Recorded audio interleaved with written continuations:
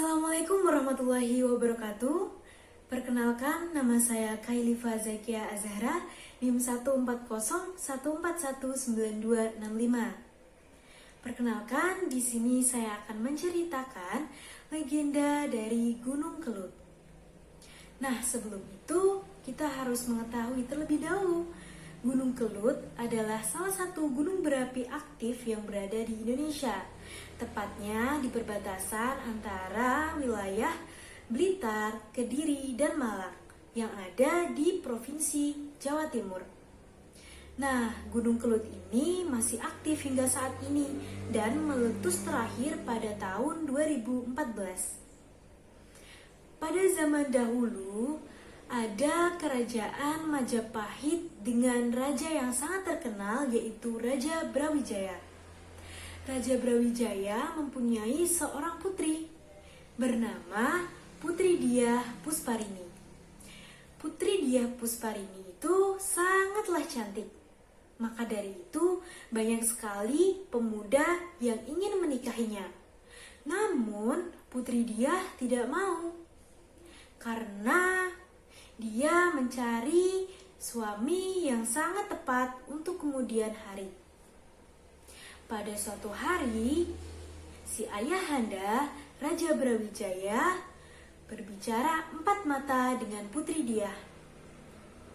Raja sudah tua dan menginginkan putrinya untuk segera menikah. Bagaimana jika diadakan sayembara?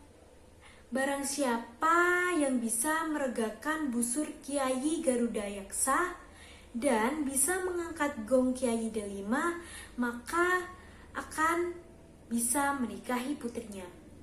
Setelah berbicara empat mata, Putri Diah pun menyetujui pendapat ayahnya. Hari demi hari, kemudian hari sayembara pun tiba. Pada hari itu banyak sekali pemuda yang datang di kerajaan.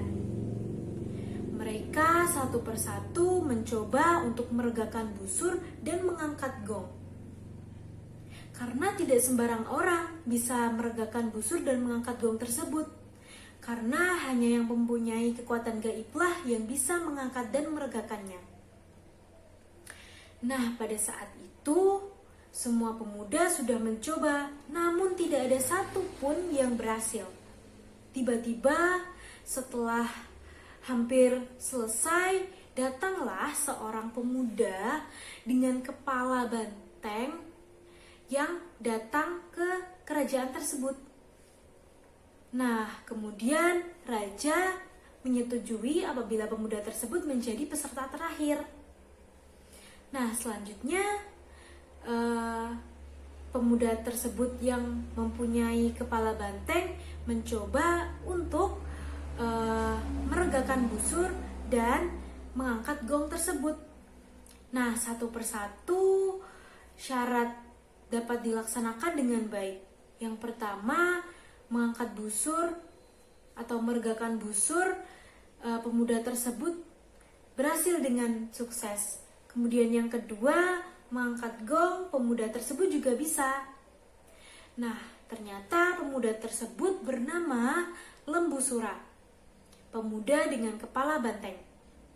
Kemudian, karena raja tidak bisa berbuat apa-apa lagi, maka raja harus adil, yaitu harus tetap menikahkan putrinya, si Putri Diah, dengan Lembu Sura. Pada saat itu Putri Diah merasa sedih dan merenung karena ia tidak mau menikah dengan Lembu Sura. Kemudian Raja Brawijaya dan Putri Diah berbicara kembali bagaimana caranya supaya Putri Diah tidak jadi menikah dengan Lembu Sura. Nah, pada saat itu Putri Diah mempunyai ide bagaimana jika Putri Diah mengajukan persyaratan pernikahan kepada Lembu Sura. Yang pertama, Lembu Sura harus membuat sumur di puncak gunung.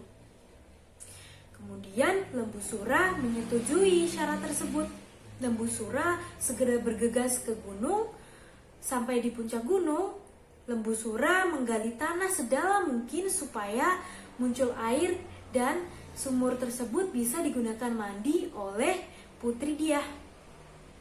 Nah, kemudian setelah selesai melakukan misinya, Raja Brawijaya dan Putri Diah terkejut. Ternyata Lembu Sura dapat menyelesaikan misinya dengan baik. Kemudian pada hari itu Putri Diah mengajukan satu lagi permintaan atau satu lagi syarat pernikahan, yaitu Lembu Sura harus turun ke bawah sumur untuk mengecek apakah air di dalam sumur tersebut wangi atau tidak. Nah, Putri Diah dan Raja Brawijaya mempunyai ide yang sangat buruk. Mereka menginginkan supaya pernikahan gagal, sehingga Raja memerintahkan kepada prajurit untuk mengubur hidup-hidup Lembu Sura ketika sudah berada di bawah dasar sumur tersebut. Nah, ketika Lembu Sura mulai turun ke dasar sumur tersebut, prajurit-prajurit pun melaksanakan perintah Raja. Prajurit mengubur secara hidup-hidup Lembu Sura menggunakan tanah yang ada di sekitarnya. Kemudian Lembu Sura pun sedih. Dia pun menyumpah supaya kerajaan tersebut, karena ketidakadilan dari Raja Brawijaya, maka dia akan mengutuk supaya kerajaan tersebut tidak baik-baik saja. Maka dari itu, dia selalu ingin balas dendam dari hari ke hari. Namun dia sudah meninggal karena dikubur hidup-hidup oleh prajurit-prajurit atas perintah raja tersebut.